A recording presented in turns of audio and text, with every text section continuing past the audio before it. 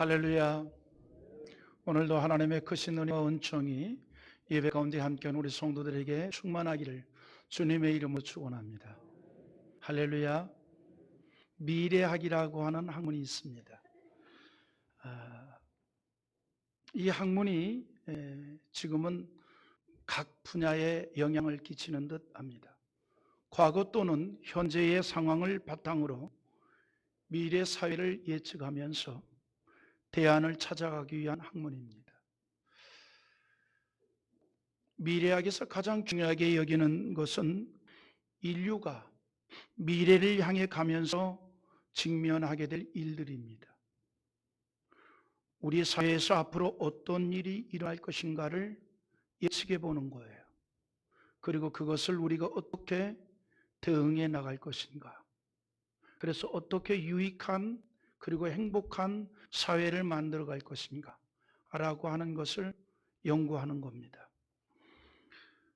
그런데 이렇게 미래에 대해서 많은 사람들이 예측을 하면서 다양한 분야를 예측을 하죠. 이를테면 인구 문제라든가 환경 문제라든가 또 경제 문제라든가 산업 구조라든가 주거 문제라든가 여러 가지를 예측을 합니다. 그런데 이처럼 다양한 것들을 중요하게 여기고 예측을 하면서 가장 중요한 문제를 간과할 때가 있습니다. 정말 우리 인간에게 있어 가장 중요한, 어쩌면 가장 기본적이면서도 가장 중요한 문제를 간과하고 있습니다. 어떤 것일까요? 영적인 문제입니다.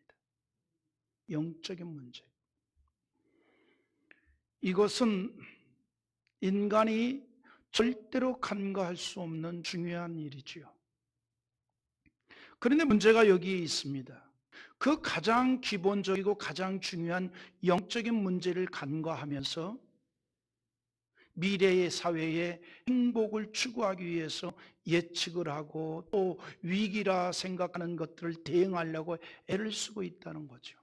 우리 인간에게 있어서 정말 위기는 뭘까요? 영적인 문제를 간과하는 겁니다. 인간의 위기 가운데 가장 중요한 위기는 바로 이 문제입니다. 하나님과의 관계가 어긋나면서 이루어진 총체적 위기입니다. 그런데 문제는 인간의 위기 중에서 가장 중요한 이 영적인 위기를 위기로 여기지 않는 게 문제입니다. 사람들이 영적으로 무뎌지다 보니 영적인 위기를 의식하지 못하는 거예요. 이게 문제입니다. 마치 노아 시대의 사람들처럼 다가오는 홍수 심판에 대해서 전혀 인식을 하지 못하고 여전히 육체적인 것에만 집중하고 있는 거예요. 우리 인간은 영혼과 육체로 구성되어 있지 않습니까? 육체가 뭐예요? 영혼이 거하는 집이잖아요. 내 육체에서 영혼이 떠나면 육체의 의미는 아무것도 아닙니다. 아무것도 아니에요. 그럼에도 불구하고 사람들이 오로지 육체적인 문제에만 집중하고 있다는 거죠. 노아 시대의 사람들과 같습니다. 오직 노아와 그의 자녀들만이 홍수 심판에 대한 위기를 피하고 그것을 대비하여 일평생 동안 방주를 건립했습니다. 그러나 영적인 위기의식이 전혀 없는 사람들은 대비하지 않습니다. 영적인 위기를 의식하고 방주를 건립했던 노아에 대해서 사람들은 오히려 정신이 온전하지 못한 사람으로 여겼습니다. 조롱을 했습니다. 여러분 지금도 그렇잖아요. 우리가 한 발자국만 교회 밖을 나가면 영적인 의식이 전혀 없는 사람들이 조롱하잖아요.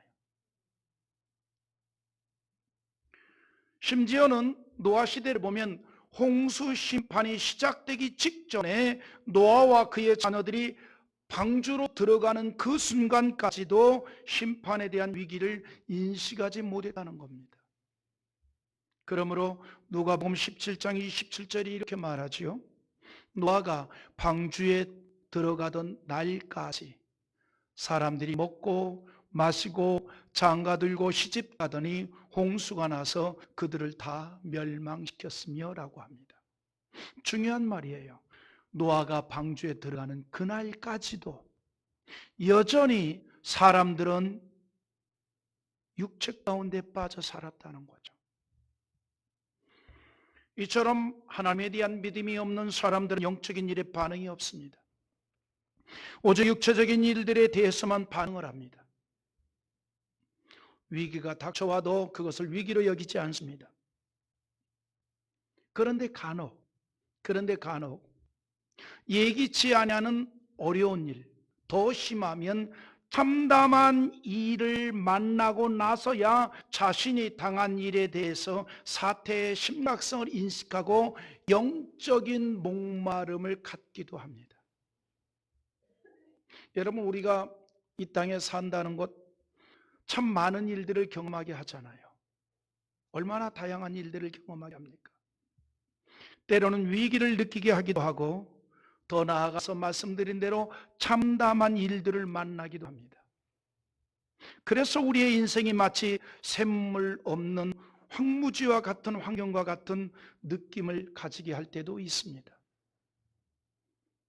건강으로 인하여, 또 경제적 궁핍으로 인하여, 풀 수 없는 복잡한 인간관계로 인하여 황무지와 같은 환경을 만나게 할 때도 있습니다. 전혀 예기치 못했던 참담한 일을 만날 수도 있습니다. 그런데 중요한 것은 뭐냐면 사람마다 그 어떤 어려운 일을, 더 심하면 참담한 일을 당했을 때에 그것을 극복하는 방법이 다양하다는 거죠. 사실 우리가요, 어떤 위기나 참담한 일을 당하는 것이 중요한 게 아니에요. 그럼 뭐가 중요하냐? 그것을, 또 그런 일을 만났을 때에, 당했을 때에 그것을 어떻게, 어떤 방법으로 극복하느냐라고 하는 것이 중요합니다. 내가 어려운 일을 당했어요. 내가 참담한 일을 당했어요. 그것이 중요하지 않습니다. 그럼 뭐가 중요하냐? 그것을 어떻게 극복하느냐, 이게 중요하죠. 그걸 어떻게 극복하느냐에 따라서 결과가 완전히 달라지기 때문입니다. 여러분, 성경의 비유 하나 들어드릴까요? 예수님의 제자 가운데 수제자가 있고 가장 총애받는 제자가 있습니다. 베드로와 가룟 유다예요. 여러분, 예수님의 12제자 가운데 가장 똑똑한 제자가 가룟 유다였습니다. 그런데 베드로도 예수님을 배신했어요. 여러분, 닭이 3번 울기 전에 심지어는 뭐라고 배신했습니까? 저주하며 배신했어요.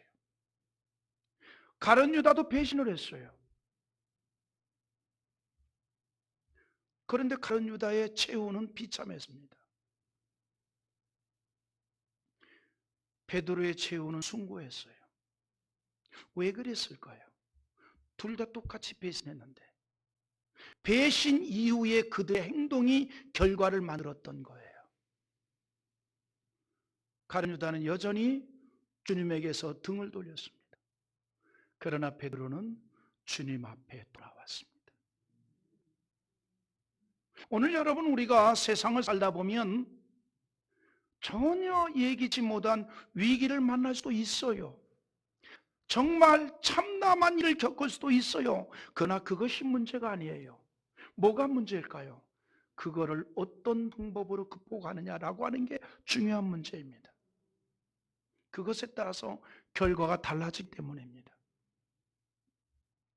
여러분, 우리가 살면서 항상 좋은 일만 있는 게 아니잖아요.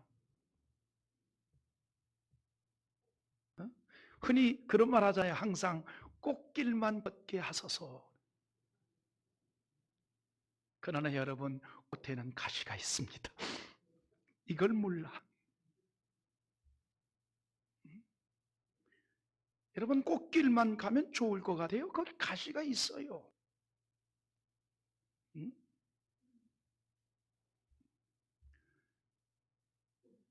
가시 없는 곳은 들꽃밖에 없습니다. 그러니까 여러분, 우리가 살면서 좋은 일만 있는 건 아니잖아요. 누구나 이건 다 알아요. 다 알아요. 좋은 일만 있지 않다는 거 다 알아요. 참담한 일을 만날 수도 있어요.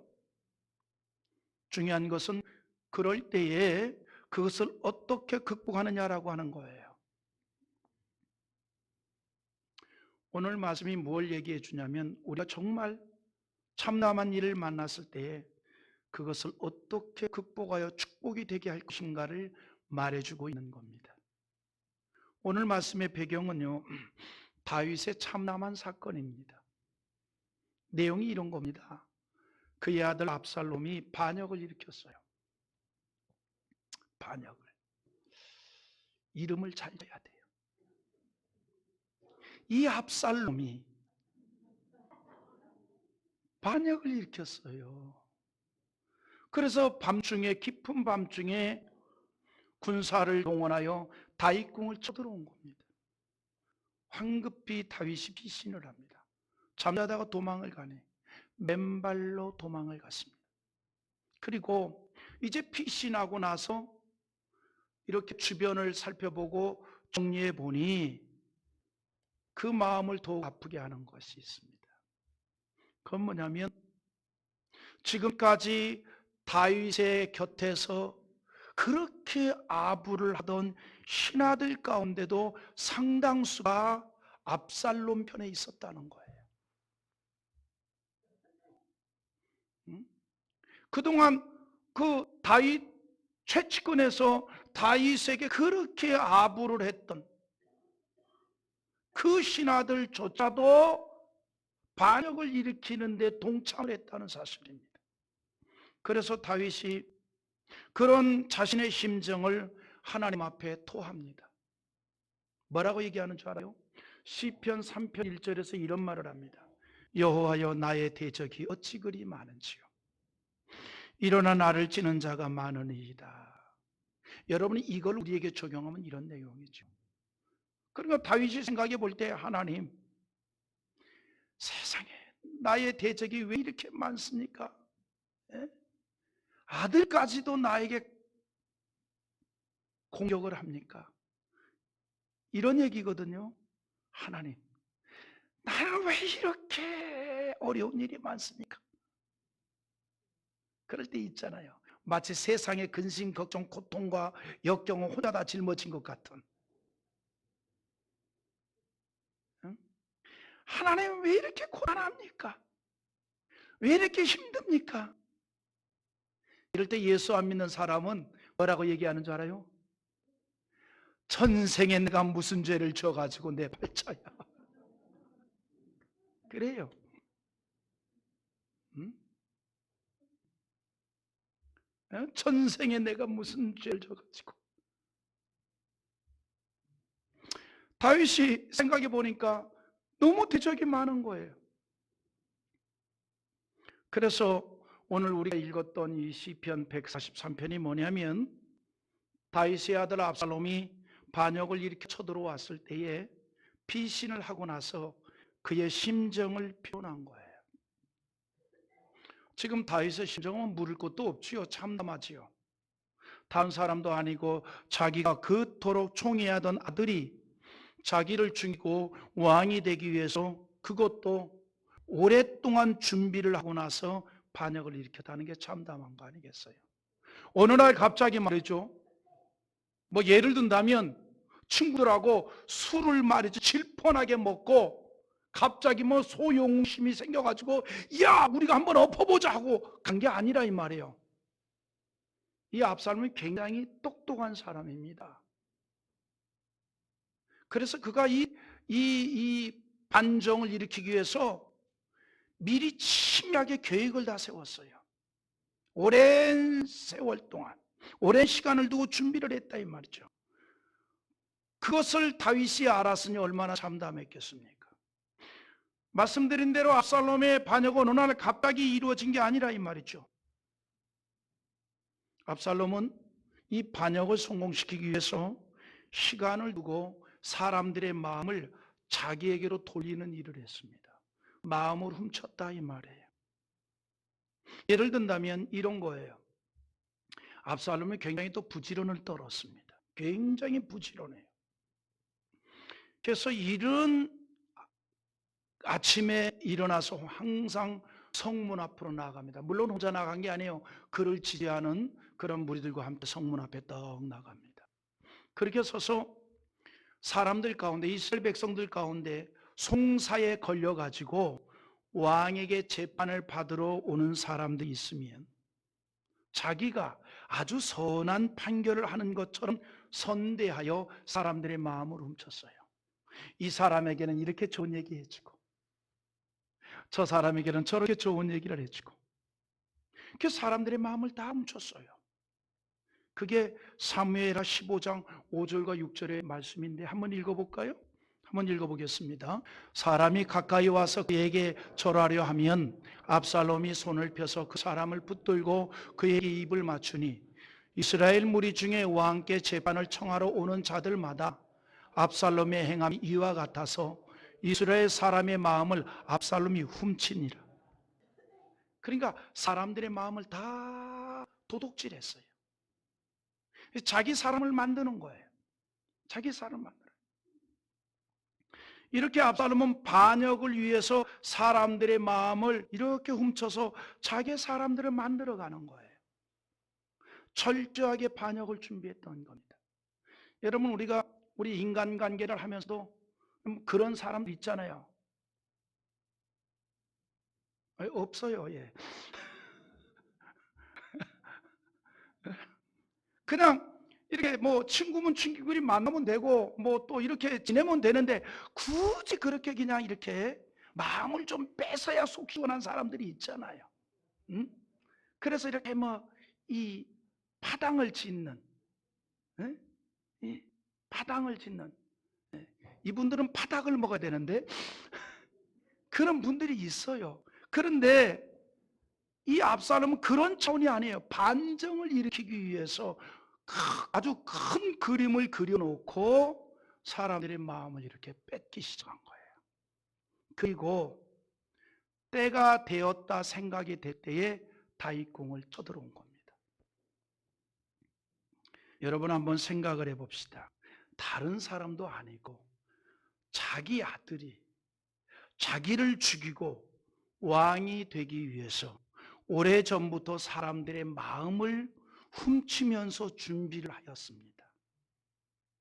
그리고 심지어 다윗의 신하들까지도 자기에게로 다 돌려버렸습니다. 그리고 군사를 동원하여 반역을 일으켰다는 것을 알게 되었을 때 다윗의 심정이 어떠했겠습니까? 그리고 그것을 피하여 광야로 황급히 나온 다윗의 심정은 어떤 심정이었겠어요? 한마디로 참담했습니다. 다른 사람도 아니고 압살롬입니다. 아들입니다. 가장 총애하는 아들입니다. 가장 가까운 사람에게 배신을 당한 겁니다. 여러분 사람이 누구에게 배신을 당해도요 가장 가까운 사람에게 배신을 당하면 상처가 크잖아요. 그죠? 예수님께서도 그런 경험을 했지 않았습니까? 말씀드린 대로 예수님을 은 30냥에 팔아넘긴 가룟유다가 밤중에 겟세마네 동산에 계신 예수님을 로마의 병사들이 단번에 포박하기 위해서 사전에 모의를 했잖아요. 자, 겟세마네 동산이 어두컴컴합니다. 그런데 로마의 병사들이 예수를 한 번에 붙잡아야 된단 말이죠. 어두컴컴한데 누가 예수인 줄 잘 모르잖아요. 그러니까 로마 병사들하고 가룟유다가 사전 모의를 했습니다. 내가 제일 먼저 만난 사람에게 유대식으로 인사를 하고 그에게 내가 아주 예의를 갖추면 그가 바로 예수인 줄 알고 와서 붙잡으라는 거죠. 그런데 중요한 건 예수님은 그 모든 스토리, 그 모든 내용, 그 모든 사전 모의를 다 알고 있었다는 거죠. 다 알고 있었어요. 그래서 가룟유다에게 뭐라는 거니? 너가 하려고 하는 일을 하라. 읽을까요? 마태복음 26장 49절로 50절인데, 자, 예수께 나와 라비요 안녕하시옵니까 하고 입을 맞으니 예수께서 이르시되 친구여 내가 무엇을 하려고 왔는지 행하라 하신대 이에 그들이 나와 예수의 손을 대어 잡는지라. 아멘. 친구여 너가 무엇을 하려고 왔는지 행하라. 이 말이 무슨 말이에요? 너가 무엇 하기 위해서 내게 와서 이렇게 살뜰히 대하는지 내가 다 안다. 그냥 행하라 이렇게 말합니다. 3년 동안 가장 가까이에서 따랐던 제자가 스승을 배신하는 참담한 일입니다.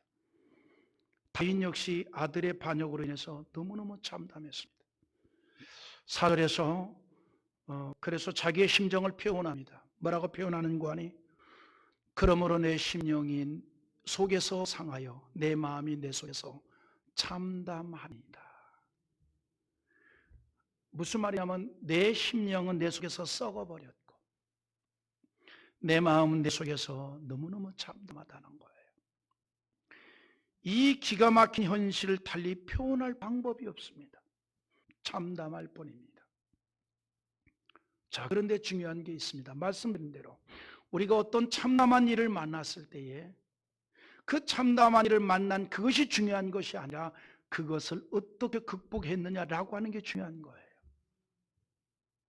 오늘 제가 저와 우리 성도들과 함께 생각하려고 하는 게 바로 그겁니다.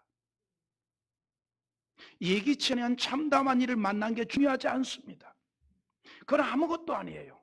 왜냐하면 우리에게는 전능하신 하나님이 함께하기 때문입니다. 우리가 그런 일을 만났을 때 어떻게 극복하느냐라고 하는 것이 중요하다 이 말이죠. 다윗은 어떻게 극복했을까요? 그 상황을 신앙으로 극복했습니다. 이 참담한 상황에서도 그는 여전히 하나님을 기억합니다. 이것이 바로 하나님을 중심하는 신앙입니다. 그 참담한 상황에서 과거에 하나님께서 이스라엘 백성들에게 허락해 주시고 이스라엘 백성들을 위해서 역사하신 일들, 그리고 자기를 위해서 은총을 베풀었던 일들을 기억하는 거예요. 그 하나님의 역사를 기억하는 겁니다. 원망하거나 한탄하거나 불평하거나 한숨 짓는 것이 아니라 과거의 역사에 주었던 하나님의 위대한 일들을 기억하고 그 하나님을 향하는 거예요. 그래서 5절에 이렇게 말하죠. 내가 옛날을 기억하고 주의 모든 행하신 것을 읊조리며 주의 손에 행하는 일을 생각하고 그랬습니다. 그는 지난날 하나님께서 행하였던 일들을 생각했습니다. 하나님께서 이스라엘 민족을 위해서 행하셨던 일들과 자신을 위해서 하셨던 일들을 기억하기 시작합니다. 이스라엘을 애굽에서 해방시켜 주신 일이며 광야를 거쳐 가나안 땅에 이르게 하신 일과 그리고 다윗 자신과 함께 하신 하나님의 행사를, 하나님의 그 능력을 깊이 생각하고 있습니다. 그리고 그 하나님께 자신의 상한 마음과 공경을 가지고 나왔습니다. 여호와여 해결해 주시옵소서. 다윗이 하나님의 사람이라는 것은 바로 이런 모습 때문입니다. 그는 참담한 일을 당했을 때 다른 어떤 것보다도 하나님을 생각합니다. 다윗은 마음이 참담한 상황에서 하나님의 행하신 일과 그 능력을 묵상했습니다. 신앙생활을 한다는 것이 뭐냐면 바로 이런 겁니다. 이런 걸 두고 우리는 신앙으로 산다라고 말하는 거예요. 항상 하나님을 기억합니다. 즐거울 때나 괴로울 때나 성공했을 때나 실패했을 때나 기쁠 때나 속상할 때나 그때마다 주님을 생각합니다. 그 가운데 상한 영혼이 치료받을 수 있기 때문이고 어려운 문제에서 구원을 받을 수 있기 때문입니다. 믿습니까? 그래서 전도서 7장 14절에 뭐라고 얘기하는 줄 알아요? 한번 같이 읽어보겠습니다. 형통한 날에는 기뻐하고 권고한 날에는 되돌아보아라. 이 두 가지를 하나님이 병행하게 하사 사람이 그의 장래일을 능히 헤아려 알지 못하게 하셨느니라. 아멘. 이게 무슨 말입니까? 기쁨이든 즐거움이든 권고한 날이든 나를 돌아보고 상대적으로 하나님을 향한 자 되라 이 말이에요. 참담한 일을 만났을 때 상대적으로 연약한 자기 자신을 인식하고 그리고 전능하신 하나님을 더욱 의지하는 기회로 삼으라는 겁니다. 오늘 본문에 다윗이 그랬습니다. 그 참담한 일을 향했을 때 주를 향하여 손을 내밀었습니다. 6절에서 주를 향하여 손을 펴고 내 영혼이 마른 땅같이 주를 사모하나이다 그랬습니다. 여기 주를 향하여 손을 편다는 게 무슨 말입니까? 유대인들이 전능하신 하나님 앞에 기도할 때, 간절히 간구할 때의 모습입니다. 하나님의 능력을 소망하는 겁니다. 저는 힘이 없습니다. 아무것도 할 수 없습니다. 그래서 하나님께서 도와주셔야 됩니다라고 하는 그런 고백적인 모습을 보이고 있습니다. 거기에 간절함이 담겨 있습니다. 그럴 때에 참담한 상황에서도 주께서 주시는 위로를 받게 되고 평안을 얻게 되는 겁니다. 다윗은 지금 참담한 일을 당하고 나서 자신의 부족을 인식합니다. 그리고 상대적으로 전능하신 하나님을 향하여 손을 폈습니다. 하나님께서 자신의 필요를 채워주시고 상한 마음을 위로하신다는 믿음으로 충만했던 것입니다. 그래서 주를 향하여 손을 폈다 이 말입니다. 주의 은총을 간구했다 이 말입니다. 물이 없어 마른 땅이 물을 사모하듯이 주를 사모했다고 말합니다. 이렇게 주님을 향해서 믿음으로 펼친 손을 주님의 자비로운 손길이 붙잡아 주시는 줄 믿으시기 바랍니다. 그런데 더욱 중요한 게 있습니다. 다윗이 하나님이여 나를 구원해 주시기를 원합니다. 내 영혼을 치료하시고 내 마음을 치료해 주시고 나에게 평안을 주시고 나에게 은총을 허락해 주시어서 이 상황에서 나를 거저 주옵소서라고 간절히 기도하는 것뿐만 아니라 그 다음이 더 중요해요. 오로지 이 상황에서도 주의 말씀을 따라가기를 원합니다. 주의 말씀의 가르침을 받기를 원합니다. 하나님의 말씀에 인도를 받기를 원했던 겁니다. 우리 한번 8절 읽어볼까요? 다 같이 읽어봅시다. 아침에 나로 하여금 주의 인자한 말씀을 듣게 하소서. 내가 주를 의뢰함이니이다. 내가 다닐 길을 알게 하소서. 내가 영혼을 주께 드림이니이다. 뭐라고 얘기합니까? 아침에 나로 하여금 주의 인자한 말씀을 듣게 하소서 그랬어요. 무슨 말이냐면 이 상황에서 하나님 내가 다른 말을 듣지 않고 오로지 주의 말씀만 듣기를 원합니다. 왜 그랬을까요? 제가 미루어 짐작해 봅니다. 왜 다윗이 이런 고백을 했을까? 한번 상상 한번 해봅시다. 뭐 성경에 나오진 않지만 여러분 다윗이 압살롬이 군사를 일으켜 다윗궁을 쳐들어올 때에 다윗이 황급히 맨발로 도망을 갔어요. 그런데 다윗이 맨발로 도망을 갈 때 다윗만 간 게 아니에요. 그래도 다윗과 함께한 신하들이 있었어요. 물론 신하들 가운데 배신자들도 있었지만 그러나 그렇지 않은 아주 충성하는 신하들이 있었기 때문에 다윗과 함께 광야로 나갔던 거예요. 그들이 이제 숨 돌리고 나서 다윗을 막 위로했을 거 아니야. 위로 한번 상상이 되잖아요. 왕이여 염려하지 마십시오. 우리들이 군사를 모아가지고 저 반정의 무리들을 처단을 하고 왕궁을 회복하겠나이다. 뭐 이렇게 말하는 사람들이 있고 또 옆에서 세상에 압살롬이 그랬단 말이지. 그러니까 또 사람은 그랬죠. 압살롬이 문제가 아니야. 아무개 대신이 있잖아. 그 대신이 다윗 왕 앞에 얼마나 손을 비벼서 나 그 사람이 그렇게 배신할 줄 몰랐어. 그럴 거 아니에요. 그런 소리 많았지. 그런 상황에서 다윗이 이렇게 말합니다. 주의 말씀만을 듣기를 원합니다. 주의 말씀만을 듣기를 원합니다. 이 말 저 말 듣는 것보다 주의 말씀을 듣게 하옵소서. 주의 말씀을 따라가는 자 되기를 원합니다. 이것을 신앙생활이라고 하는 거예요. 이것을 신앙이라고 하는 겁니다.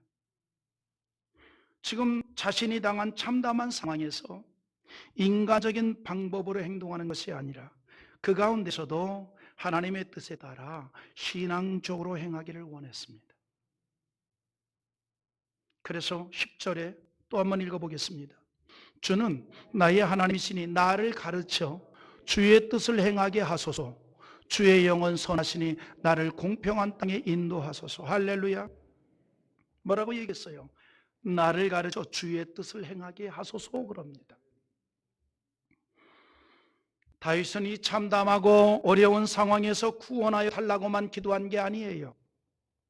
이때 더욱 하나님의 말씀에 따라 살기를 원했던 겁니다.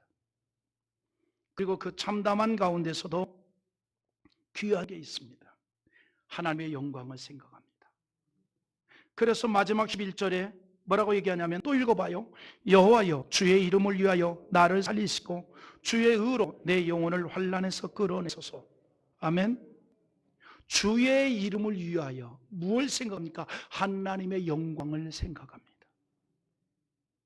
다윗은 정말 이처럼 하나님을 감동케 하는 신앙을 가지고 있었습니다. 이런 신앙적인 이유가 있었기 때문에 그는 사울의 뒤를 이어서 이스라엘의 왕도 될 수 있었던 것이었고, 또 이스라엘 역대 왕 중에 가장 이스라엘 백성들이 흠모하는 왕이 될 수 있었던 겁니다. 말씀을 마치면서 제가 미국의 대통령 한 분 소개하려고 합니다.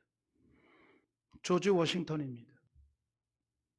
우리가 세계사 시간에 좀 들어서 하겠습니다만, 아마 이 조지 워싱턴이 미국에서는 가장 그래도 사람들 가운데 존경받는 대통령 아닌가 생각이 됩니다. 그는 미국의 제1대 대통령입니다. 그래서 그런지 그는 그 건국의 아버지로 존경을 받습니다. 여러분, 그 미국의 1달러에 나오는 인물이 바로 그 사람입니다. 그래서 이 많은 학교들이 그의 이름을 따서 학교들을 많이 세웠어요. 대학이나 이 하이스쿨을 보면 그런 이름을 많이 따기도 합니다. 워싱턴 유니버시티도 그의 이름을 따서 만들었습니다. 미국의 30대 대학 중에 하나죠. 굉장한 학교입니다. 동문입니다.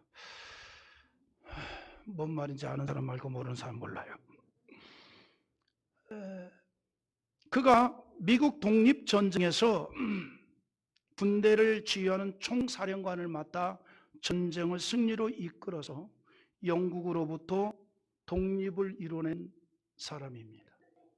그래서 미국의 첫 대통령이 되어서 새로운 국가를 세우는데 큰 역할을 했는데, 그가 두 번의 대통령직을 마친 뒤 이제 물러났습니다. 그런데 그가 중요한 게 있어요.